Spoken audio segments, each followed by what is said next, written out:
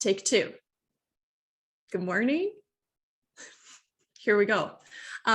So pretty good turnout today, so that's good. I noticed that a lot of you had handed in the HTML document that we were kind of getting set up just to show me that you've got everything installed and everything's up and running. It's not a hard assignment, right? It's probably the easiest, definitely the easiest one you'll have to do.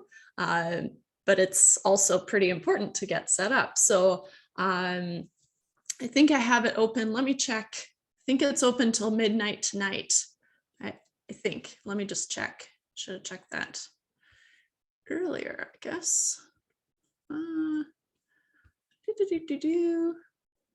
When did I? Yeah, tonight. Where'd you guys go? At midnight. So your markdown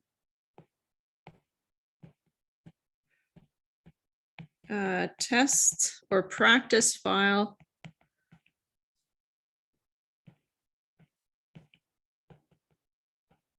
is due tonight at 11:59 at night, because midnight is hard, right? Midnight is the beginning of the next day. So anyways, I do 11:59, so it's not quite midnight. At 23:59, oops, not 55, 59 tonight. So I did see a lot there already. So that's awesome. But if you need any help with that, I can definitely help you after class today. So if you just stick around, if you are able to stick around and you find that you need some help, okay?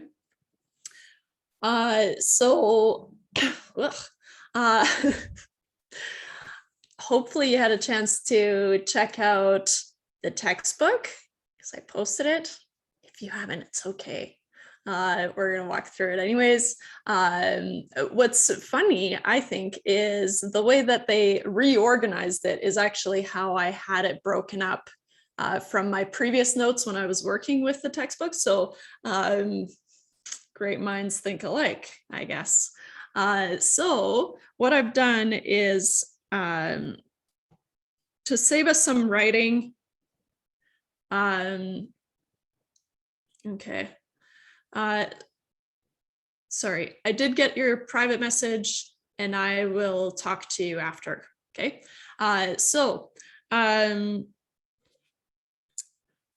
I posted these notes just this morning, so I'll post the rest of these typed out notes that I have. Some of them are have some R code in them, but we'll be working through that. So, and some of them have a little bit less that we'll be adding to. So, but these are just the notes that I would have written out anyways, but here they are typed out. Okay, so anyways, so what is statistics? Presumably this is your first stats course, even if you've taken an elementary, kind of a different Stat 121, Stat 124, or something like that. It's going to be very similar. We're just going to go a little bit deeper into some of the topics. So what is statistics? A lot of people don't really know what it is. At its most basic form, it's when we take information from a sample to learn about the whole population, right? And so, and that's kind of a vague concept, right? Is, okay, so we have a sample, so we collect information, right? Partial information to learn about the whole population. And there are lots of ways to do that, and how we do it. So the method that we employ is going to depend on what type of data that we have. Okay, so I'll start here, part one, or maybe I'll do this. What is statistics?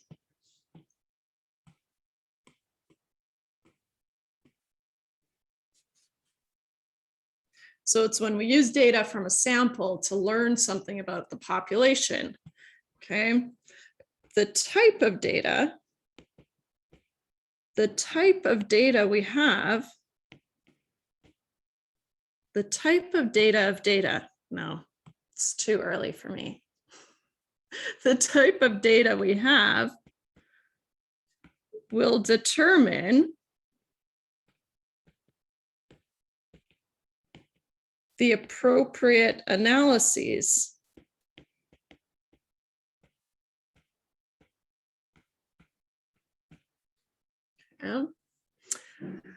just as a quick example, if we're talking about, let's say, eye color, right, which would be what we call a categorical variable, because eye color, you either have, blue eyes, brown eyes, green eyes, whatever, right? We can put all the eye colors into categories, a certain number of categories, right? We can't talk about something like the average eye color, right? An average requires numerical data, right? And so we need to be able to figure out what type of data do we have in order to figure out how can we analyze it? How can we talk about it intelligently, right? And so the first thing that we need to learn is, how do we talk about data, right? How can we talk about what type of data that we have? So in general, we call all data things variables.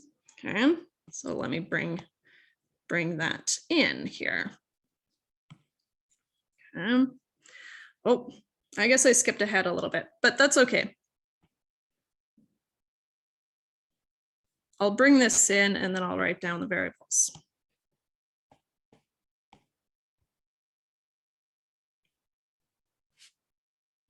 Okay. The type of data you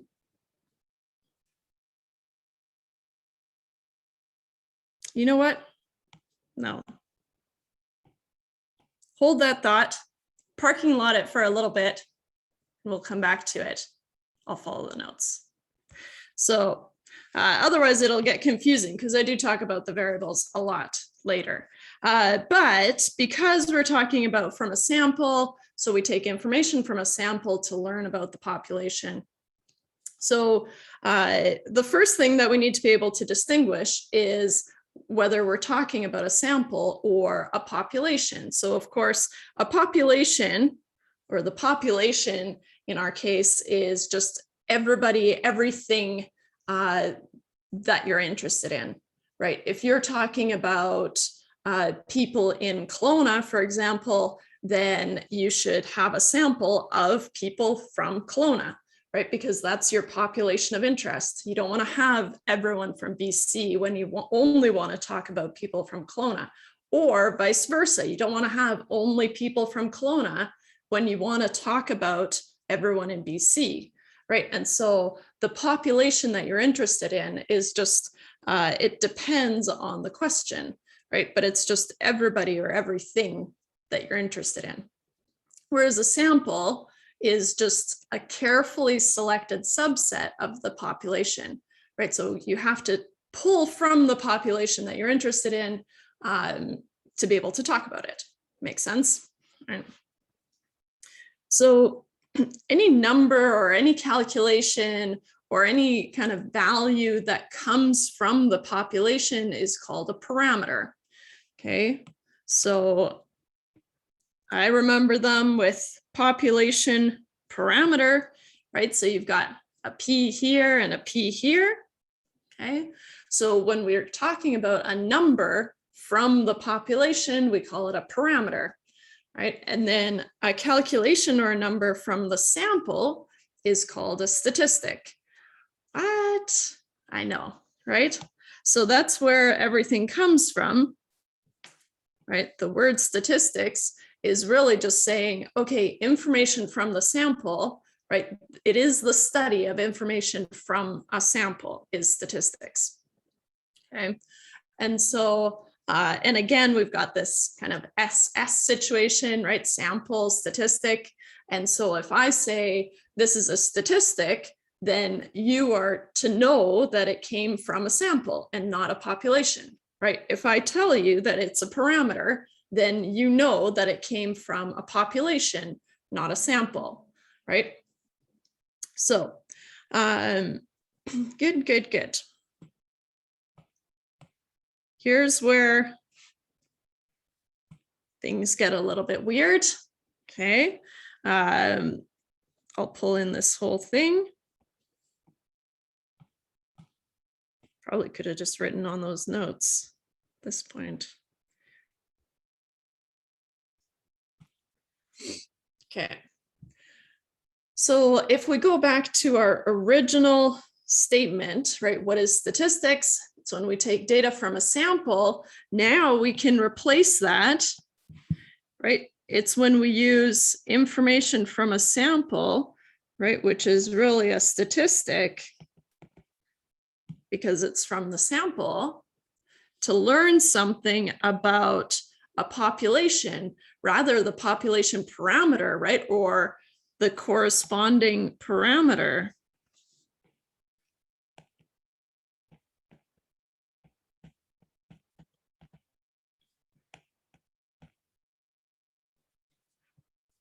What does that mean, right? So one of the main things that we all kind of use day to day is the average, right? We're going to make a change here. In statistics, we tend to call it the mean, or basically any science that you do, the average, we call it the mean, but we use those interchangeably. So sometimes I'll emphasize that it's the average by calling it the average, but from this point forward, I want you to, as soon as I say mean, I want you to think the average, and you know what the mean is, right? So the mean is the average, and I use the two terms interchangeably, right? So one of the main things that we're going to talk about is the average of something, right? The average height of a population, the average speed, the average distance, right? And so on and so forth, right? The average income, that kind of thing. Okay, and so going back to the definition that we started with, well, if we want to learn about the average height of a population, then we take a sample of that population, right? So we take a carefully selected subset and we calculate the average of that sample, right? So now we have a sample average, but the goal was to learn about the population average, right? But we only have the sample average. And so the field of statistics is taking that sample average to learn about and try to figure out, okay, well then I think it's reasonable to say that the population average might be this, right? And so it gets confusing because then we have two averages, right? Two means. So what happens is we need notation for that. And that can be probably the hardest part of statistics, especially when you're learning, is all this notation and all these things that mean the same thing, right? So for example, a mean or the average, oh, is there a term for having multiple samples? You could just call it a multi-sample situation. We're going to go as far as, well, 3 samples, but usually we stick to only 2 samples. But you could just say multi-samples. Right? And we'll talk a little bit more about that. But good question when we talk about sampling. So the mean, right? The mean of a sample, how we're going to denote that is with an X, so a lowercase x with a bar over it. In general, anything with a bar over it is going to be a sample average, okay? So, which I have here, anything with a bar over it is a sample mean or average, right? And so what that says is X bar, so we read it as X bar is the average of X or the mean of X, okay? This is supposed to be a longer bar here, but I'll fix that. Whee! Even if you have a word here, height, for example, height bar is the average height. What does that make this? your average smiley face.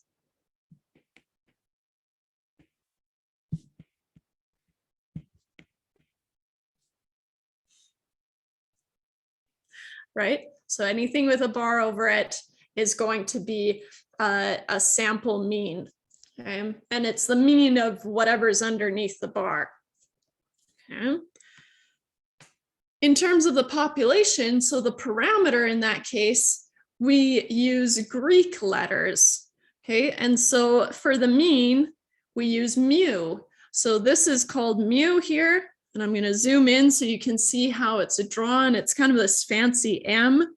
And if you've taken definitely chemistry or pretty sure biology as well, maybe even physics, I'm not sure, then you will have seen mu before. And it's just kind of this script M.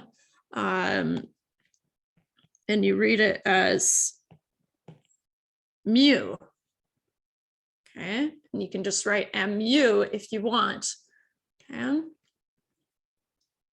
We're going to have ways to type out these fancy Greek letters. So I'll show you how to do that so you don't have to figure out how to do it in something like Word, or it's really terrible if you're using Word to use these symbols. So don't do that. Stay tuned for me to teach you how to do them easier. Okay. So another thing that we're going to talk about besides the mean is the standard deviation. Now, this is just an example of things that we'll talk about, but they're also the most common. So the standard deviation from a sample, we denote by a lowercase s.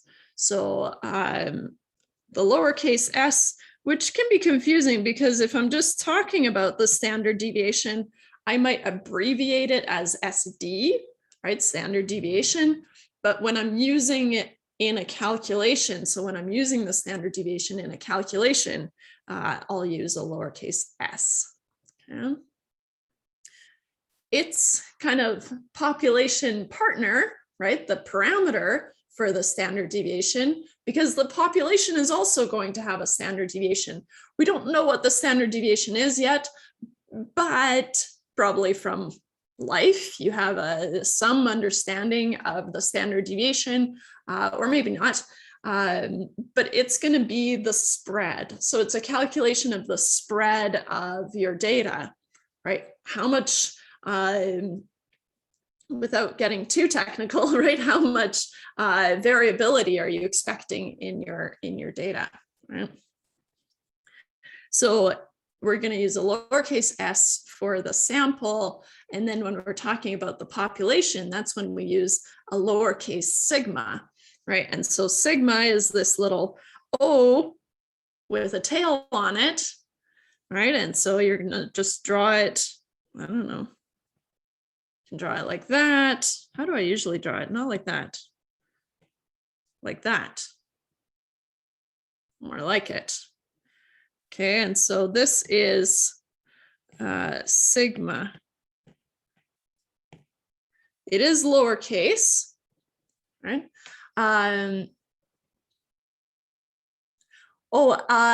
Sigma is the spread. Well, I guess it's how far away they are from each other, technically, because then we'll measure how far an observation is from the mean in terms of standard deviations. I'm just thinking about the calculation of the standard deviation. It's the distance of each point from the mean, taking into account the sample size. Yeah, it's just a measure of spread. We'll do the calculation and get jiggy with it. So yeah, because you take each observation, subtract the mean, add them up, or square them, add them up, divide by n-1, take the square root. We'll get there. Good questions. So sigma, You might have seen sigma notation, capital sigma, which is summation notation, which we'll also use. So sigma is going to play a role for us a couple of times over. But in this case, it's all about context, right? And so lowercase sigma is just the population standard deviation. Another thing that we'll talk about is the variance. Usually I talk mostly in terms of the standard deviation, but for us, I might shift gears a little bit more towards the variance because it's more typical of kind of a higher level stats course. So then we talk about the variance, but the variance is just the standard deviation squared, right? And so how we denote it is just S squared, okay? And of course, the population parameter is going to be sigma squared, okay? So I'm not going to make a note for sigma squared. You can see that it's just the sigma squared, okay? So one thing that I find really helpful is that parameters are denoted by Greek letters, right? So anything from a population will be denoted by a Greek letter, right? And so I'm going to just underline that here. I find that really kind of useful, especially when you're beginning, because keeping all this notation straight can be kind of tricky, right? So Greek letters come from the population. Yeah, so the variance is similar to the standard deviation, but you guys have a higher math background than I'm used to. So let's talk about what happens with the standard deviation versus the standard deviation squared, right? That's the only difference here. The standard deviation is always positive, right? Because you can't have a negative spread, right? But what happens when you square it is that it's most definitely positive, right? And so even though we go from a positive to a positive, but what happens with a square, right? We get a parabola, right? And so things are increasing, I guess technically exponentially, right? And so a standard deviation of 2, right, would have a variance of 4. Oops, sorry, it's not catching up here. Whereas a standard deviation of 4, right, so I'm doubling my standard deviation, would have a variance of 16, right? So my variance has more than doubled, right? Even though I only doubled my standard deviation. So they are similar. It's just the square of the the variance is the square of the standard deviation. But the behavior as soon as we square it is a little bit different. Right. Oh yeah, so what is a parameter? A parameter is a measurement here. A measurement, I'll put that here.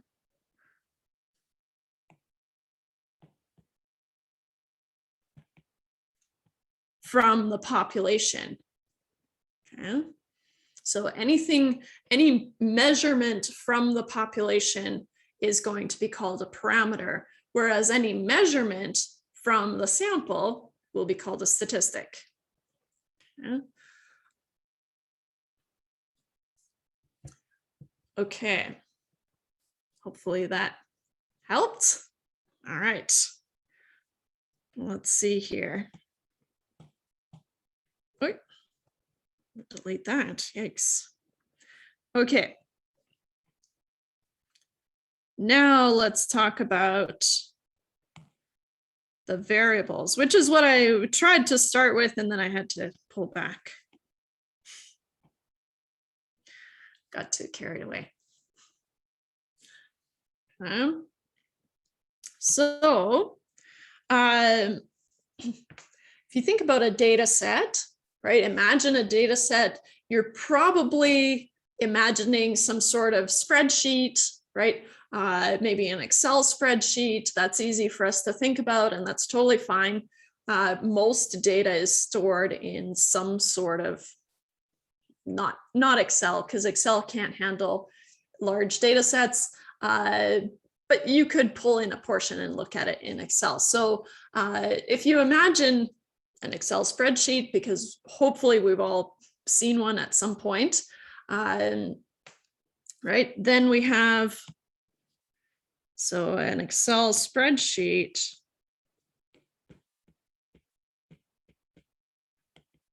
might look something like this, right?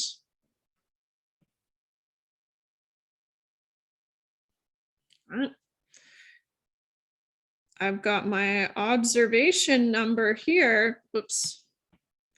I didn't do that very nicely, did I?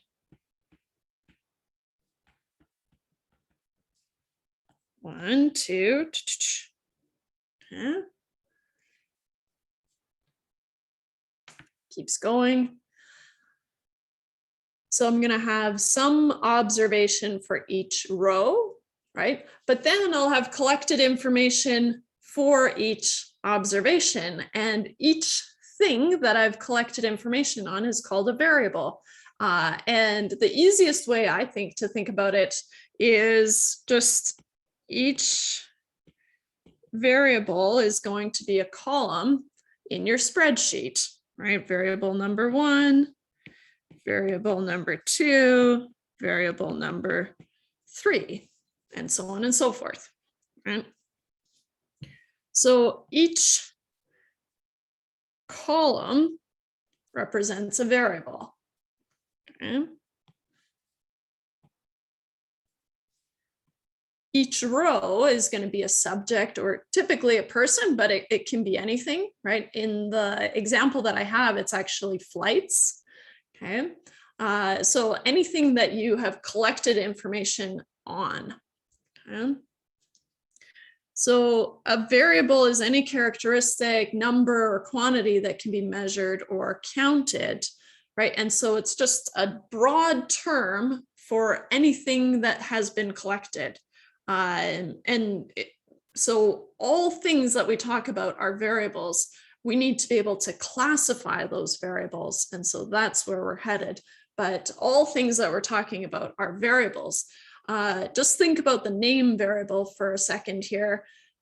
A variable is called a variable because it changes from observation 1 to observation 2, right? And so I'll show you the example here.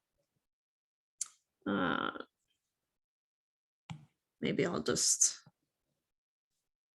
circle that for now. I think I've got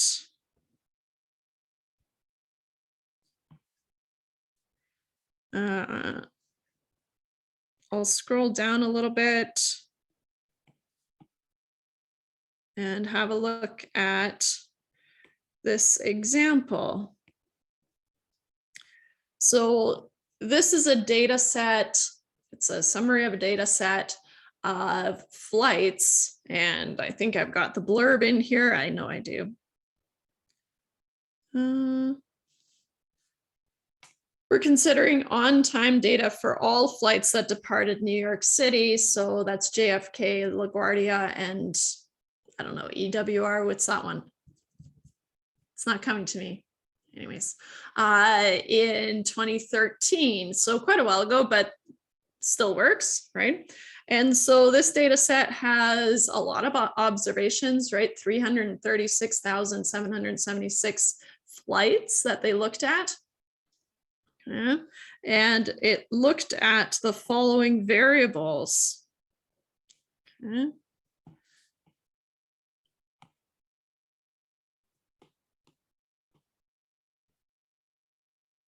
I don't think we need to make it huge here, but okay. So we were looking at just flight information for all flights that left New York City, right? And so in terms of observations, right, this would be flight number 1, flight number 2, flight number 3, and each of those you could collect information on, right? Such as the date of the departure, the actual departure and arrival times, right? The scheduled departure and arrival times. From there, you could figure out, okay, was there a departure delay or did they leave early, right? You could use that information to make new variables, right? That might be more useful to you, right?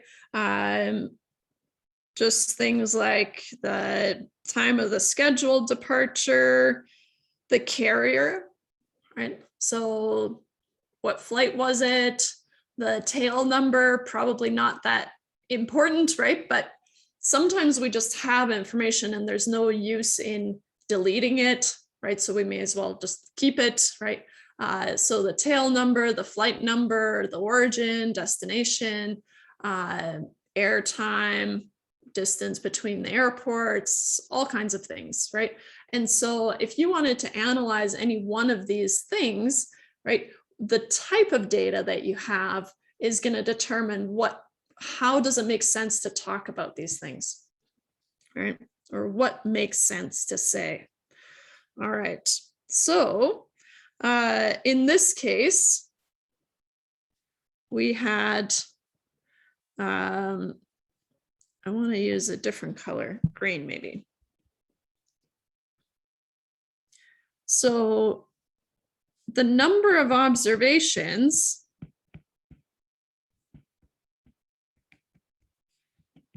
is denoted by a lowercase n. I think I have it later, but I want to bring it up here because it's going to come up a lot, right? And so we just use a lowercase n.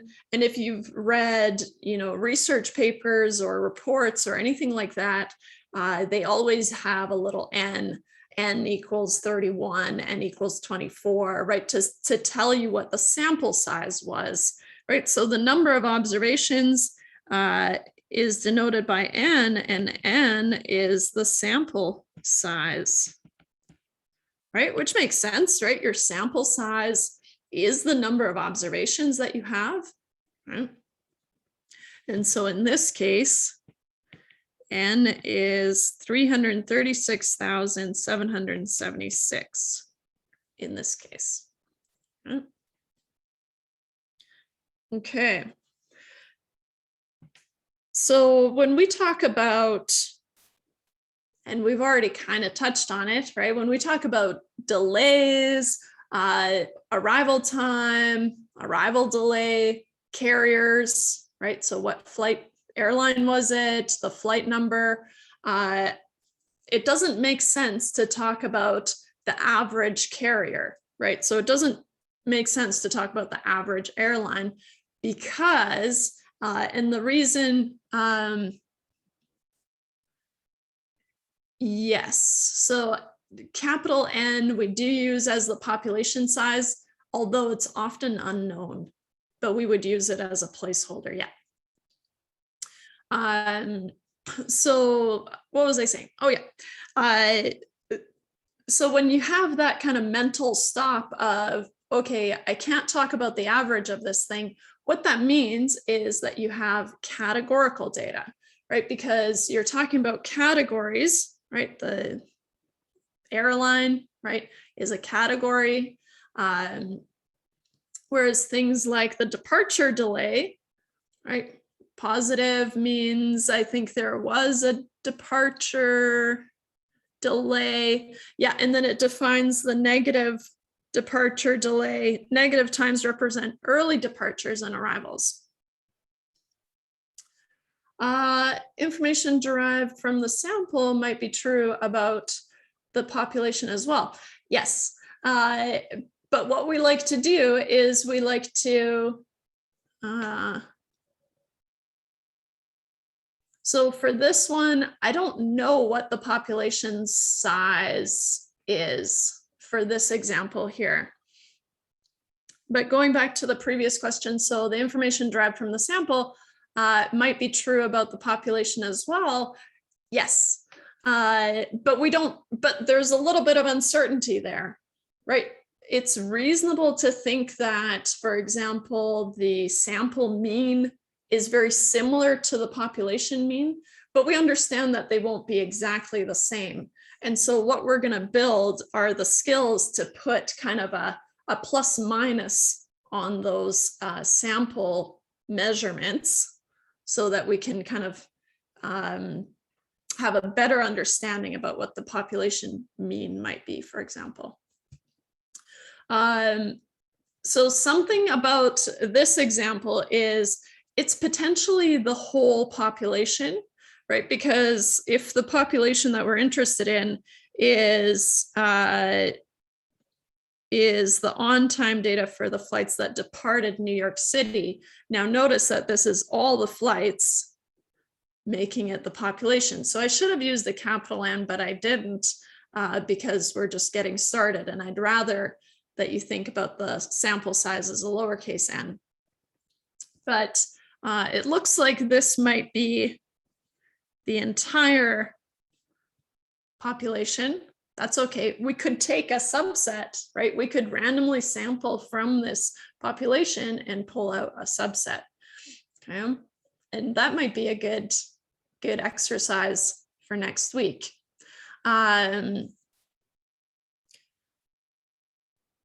Oh yeah, so the departure delay does have negative numbers, right? But it does say that the negative times are just early departures, right? So you want to have some way to be able to capture the fact that they left early, right? Instead of leaving late. Okay. So let's talk about different types of variables. So everything that we collect is going to be a variable. Okay. In terms of terminology, there are really only two branches that we can split into here, right, from a variable. The main two branches are we either have numerical data, right, so it's a number or a measurement, or we have categorical data, so things can be split into categories. So it can be numerical or categorical.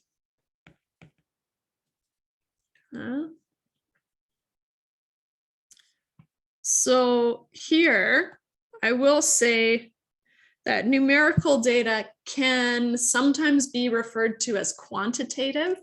I prefer the term numerical categorical because to me, it's more telling what type of data it is, right? But it can also be called quantitative.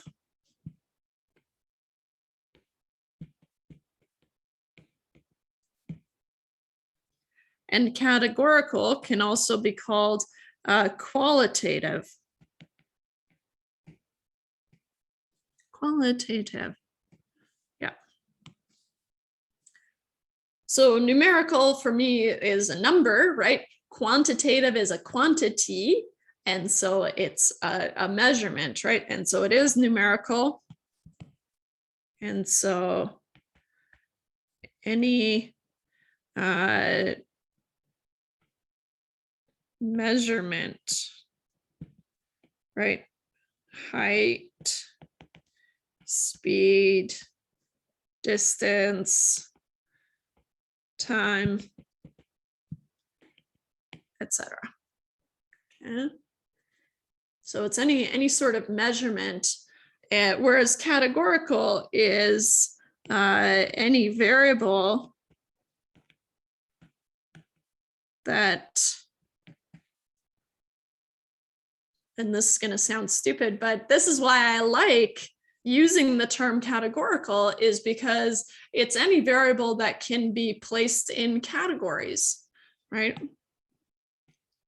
That can be placed into categories, right? What? Color, cities,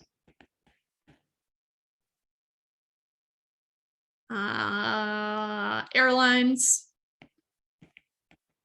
from the other one, and so on and so forth, right? There are lots of things. Okay.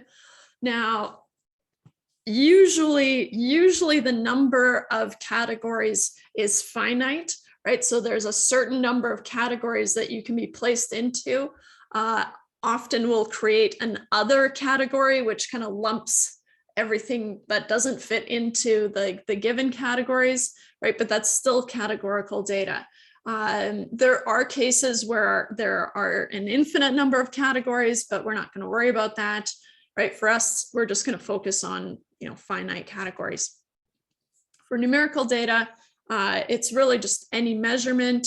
Now, we can split these variables. So numerical variables can be split into discrete or continuous.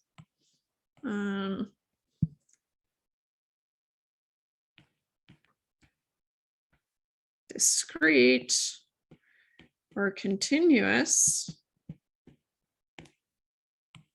Discrete just means that you've got kind of 0, 1, 2, 3, 4. Those are still numbers, right? Things like age, right? You don't say that you're 32.46 years old, right? That doesn't make sense. We just say you're 32 years old until you're 33, right? And so then we call those discrete measurements. Although we could figure out, on a continuous scale, it doesn't really make sense. That's not how we talk about those numbers.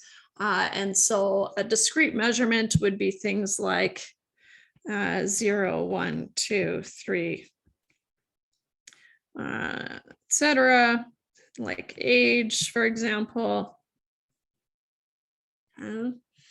Whereas a continuous variable would just be any measurement that, depending on your measuring device, right, you could get as precise, more and more precise, the better your device was, and it's just on a continuous scale.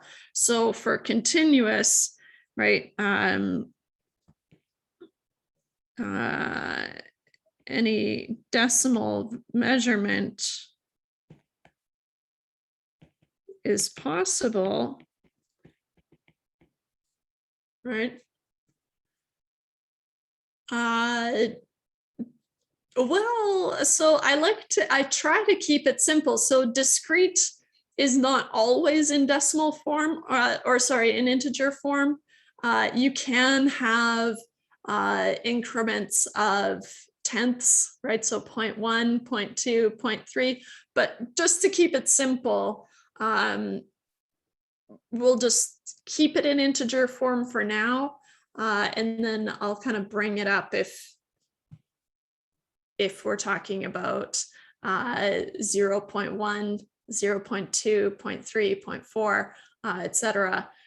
Those can be discrete as well, but it's a little bit, I don't like that. I would probably just use it as continuous. I rarely distinguish between these two anyways, right? For numerical data, we use the same methods regardless. And so it doesn't really matter, but it's easier to think of them as in integer form, but they're not necessarily in integer form. So things like distance. You could increase your precision by getting a better measurement instrument, right? The breakdown of categorical data is more important to us because it determines how we should talk about our data. So like I said, I rarely distinguish between discrete and continuous. Okay, so here, right,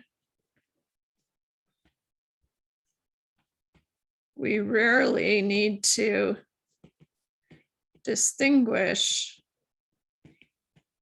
between discrete and continuous, right? But it's one of those things that I want to introduce to you so that you are aware. Yeah, exactly. So discrete is something that's kind of countable. Exactly. Okay, so for categorical data, we can do the same thing.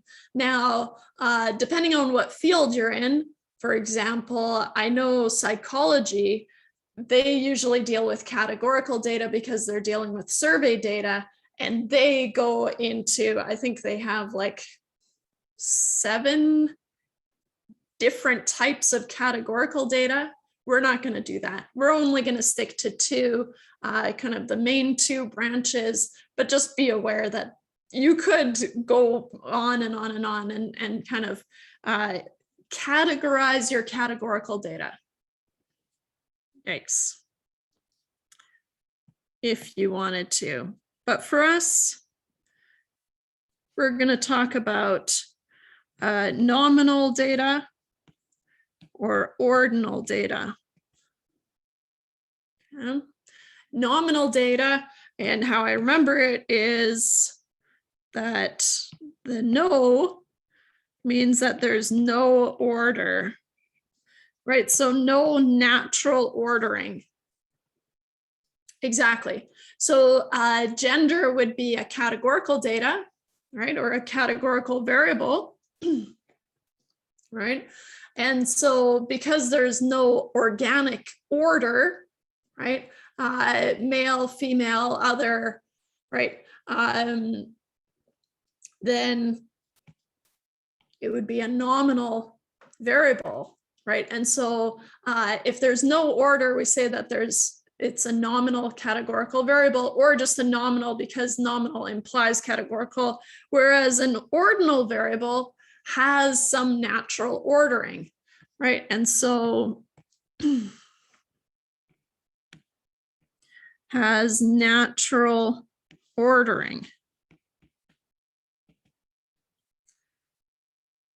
Right. And I'm going to use that gender example here, right? Things like gender. Yeah. So things like rank would have natural ordering, right? First place, second place, third place, etc.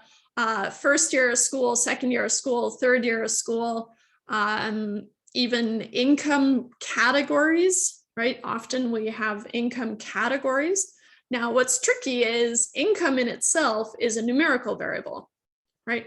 But we're always able to create categories from a numerical variable. We just lump things together, right? And so that can be tricky.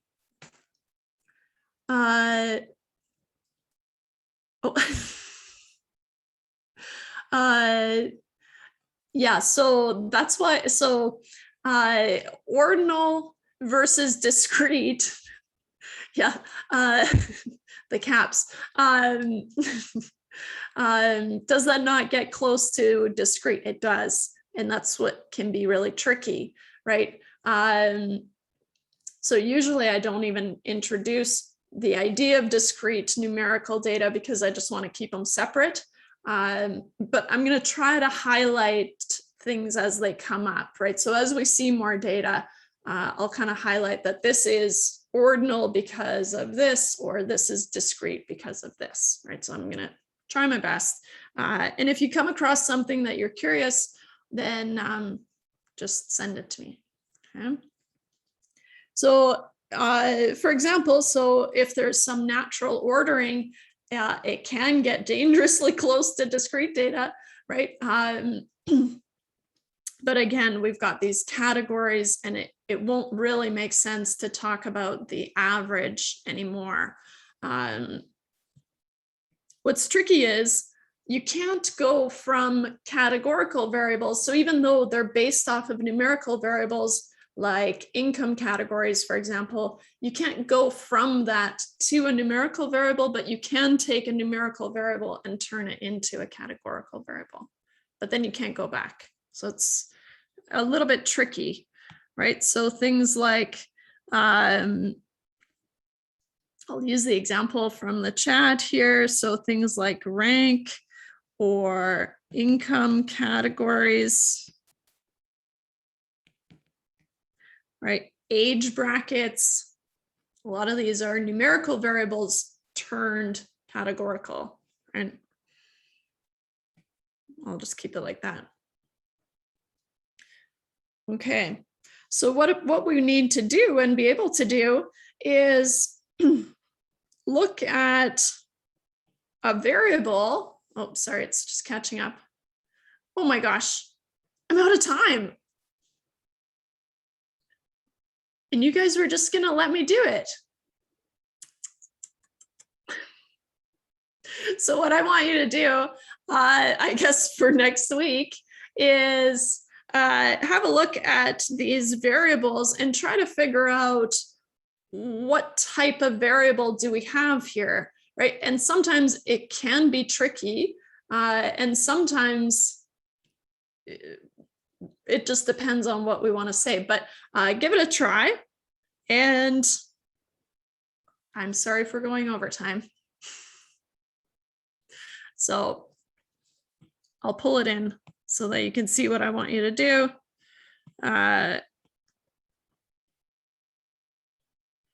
It's just the follow-up here in the notes. So try to classify each of these variables, and you can use the descriptions, right? Departure, delay, blah, blah, blah. All right, so we'll pick up there next week. Any questions before we go?